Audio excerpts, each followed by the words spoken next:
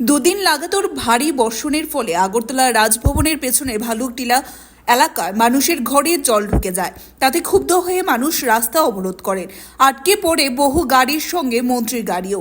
অবশেষে এলাকার কাউন্সিলর ও মন্ত্রীর আশ্বাসে রাস্তা অবরোধ ওঠালেন এলাকাবাসী। Bureau report, Tripura news 8।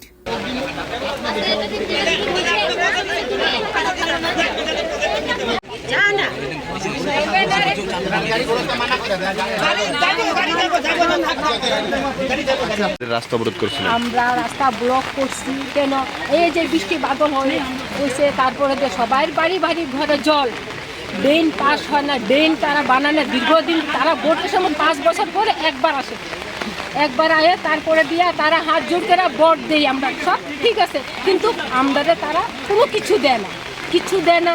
রাস্তা দেখেন সব রাস্তা ভাঙা, তারপরে ড্রেন করে না, তারা শুধু আইলে পরে কবলে ঠিক আছে, এইবার স্যাংশন হয়েছে না, আগামীবার এই দুদিন পরে যখন ভোটটা শেষ তারপরে কেউ আয় না, তারপরে কেউ আয় না, কোনো কাউন্সিলর আয় না, কোনো মিনিস্টার আয় না, কেউ আয় না।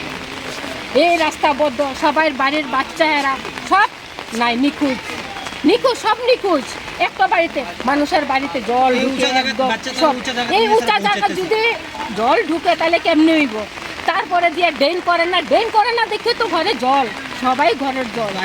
এইটাই আমার বক্তব্য। এটা কোন জায়গা? এটা কতদিন ধরে এই ধরনের সমস্যা হচ্ছে? যখন বৃষ্টি হয় তখনই, প্রত্যেক বছর তারা ড্রেন করে না, ড্রেন নাই, রাস্তা নাই। এই ভাঙ্গা ড্রেন দিয়ে আমরা হাঁটি, আর একটা অ্যাম্বুলেন্স ঢুকতে পারে না, একটা ফায়ার সার্ভিস একটা ঢুকতে পারে না, রুগী এমনি মারা যায়। এই যে এই ঘরের ভিতরে একটা রুগী মারা যাইতেছে, চেয়ারে করে দিলাম, একটা ডায়ালিসিস এই দেখেন একটা প্রাইভেট জেবি স্কুল এটার মধ্যে গিয়েছে রুগী আমরা এখানে রাখছি, গাড়ি আয় না, তাইলে আমরা কি করে আমরা থাকবো? এর লিগে আমরা আপদ বিপদ যদি উপরে হয় চিপাক বিপদ তো আজকে স্যার আমি ছোট থেকে দেখতেছি পরে এই অবস্থা, মিউনিসিপ্যালিটি এরিয়া এই অবস্থা, জল ভর্তি হয়ে জায়গা, প্রত্যেকবার সবাই আয়ে লেখা নিয়ে জায়গা কোনো ডেভেলপটি হয় না, কোনো আয়ে লেখা নিয়ে জায়গা কোনো ডেভেলপ হয় না, কোনো কিছু বানায় না, কাঁচা রাস্তা হনো রয়েছে সবসময় করে। কত জায়গাটার নাম কি? ভালুকেটি। কতদিন ধরে? আমি তো ছোট থেকেই দেখতেছি, আমার জন্ম নিয়েছি পরেই দেখতেছি আমি এই অবস্থায়। এই দেখেন আমি যে দাঁড়াইছি এই রোডের মধ্যে, এখন পর্যন্ত আমি এই দেখতেছি কোনো রকমভাবে ডেভেলপ হয় না এই রাস্তাটায়, আর না কোনো রকমভাবে ড্রেন হইতেছে, এই জায়গাটা পুরো ড্রেন, বাড়িঘর পুরো। এলাকার কাউন্সিলর কি কাউন্সিলর আসে, আইএসএরা দেখে এখন কোনো পদক্ষেপ নেওয়া হয়েছে না এখন পর্যন্ত আমি দেখিনি। আসা যত সবাই আসে যাবে, কাউন্সিলর আয়ে, পার্টির লোক আয়ে, সবাই আসা যাওয়া করতেছে, কিন্তু কোনোই আসে না।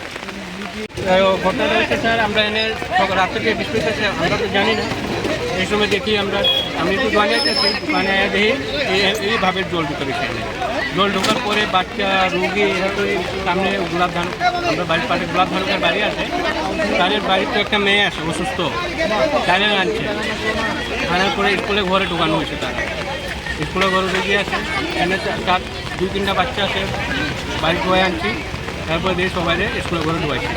এমনি জলটা হয়েছে কি?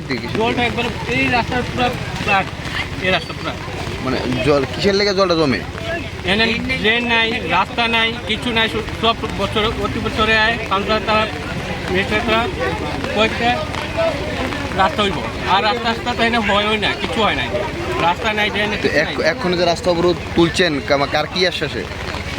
এটা তো কাউন্সিলর আশ্বাস দিয়েছে। হ্যাঁ, কাউন্সিলর আনানো হয়েছে, আমরা পাড়ার প্যানেল দেখা হয়েছে সব কিছু। কত নম্বর ওয়ার্ড এটা? 4 নম্বর ওয়ার্ড।